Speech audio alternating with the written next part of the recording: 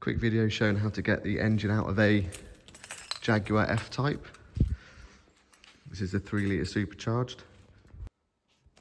You can see most of it comes down as one.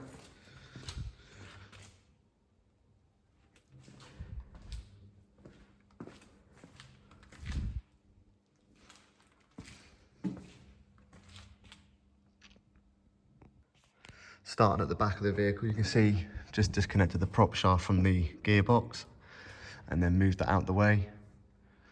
Take the clamps off the exhaust, all the bolts out of the mounts and then slide it back. Just got a jack there to stop it falling back because all the weight's off the front. And then the gearbox mount, just take the 4 bolts out of the gearbox mount. Unbolt the calipers from the hubs, and then you can see just take that top nut off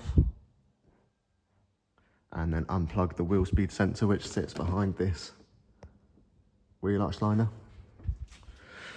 And then the whole shock will drop with the subframe. Just take the 4 nuts off the top. And then I've disconnected the coolant pipe from the gearbox oil cooler. Also taken the pipes off the aircon pump. And then down here on this coolant flange thing, just take the big pipe off here. Got another pipe that goes on here. And then you've got the pipe on the top here. Also from the coolant expansion bottle, you've got a long plastic pipe that goes onto here, down into there, and then on top of the coolant tank itself. You also want to take the coolant pipes off the supercharger, 2 each side.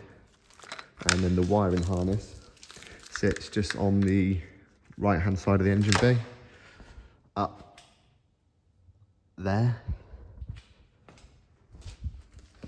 One of them's just got an 8mm or a 10mm bolt going through it, and that undo that and it will just pull up. And then the other one is just a normal ECU plug, just pull that off, and then the whole wiring loom will come with it. And the gearbox one as well will come with the engine ECU wiring loom.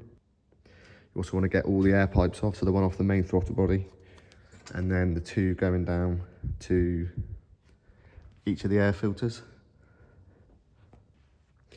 And then at the back of the engine, you've got a pipe that sits on here that goes into the heater matrix inside the car. That's just held on with a 8mm nut, bolt, sorry.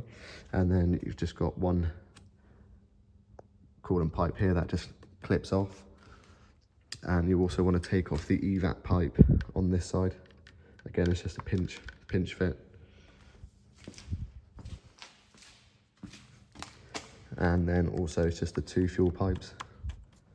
Just disconnect them from the top. On the driver's side,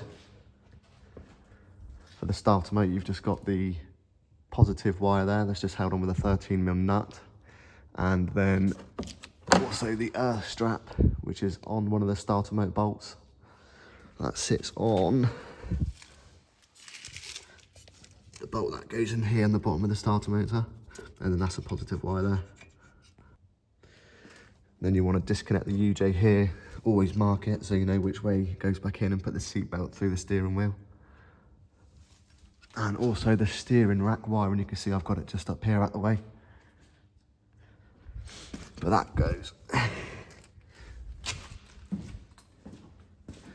all the way across here. Just disconnect the big main plug here, and then you've got a small one here for the steering rack, and then that will just unclip and pull out the way. And just make sure you cable tie everything out the way so you don't catch it when you drop the engine, because everything's very brittle. Also cable tie the radiator up when you get up top. And then one other thing which I nearly forgot is this pipe that I've cable tied up here is for the vacuum pump. You can just see it through the trolley there. Just make sure you disconnect that before you drop the engine down. Just goes on here. And then obviously drain the oil, drain the coolant. For the coolant, you've got a drain plug just on the passenger side of the radiator. And then that's pretty much it. When you drop it, obviously got the gearbox mount bolts, and then it's only 4 subframe bolts. You've got one that goes up through here, a big one here, that's where the radiator sits, so yeah, make sure you cable tie it up. And then the same on the other side, but when you drop it, I have done these on pallets before, but having a proper scissor lift like this does help. Also recommend ratchet strapping the front of it down to whatever you're dropping it onto, just because the gearbox does hang off the back, just to make sure it doesn't flip over.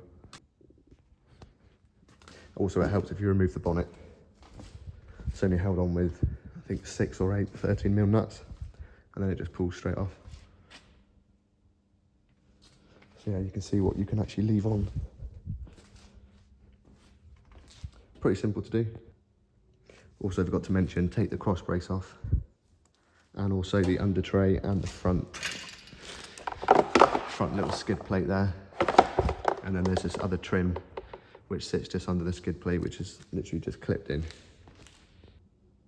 But if you are working on a ramp, just make sure you get a stand or something underneath the rear diff, just to make sure it doesn't flip over, because you're taking a lot of weight off the front and it's quite a light car anyway.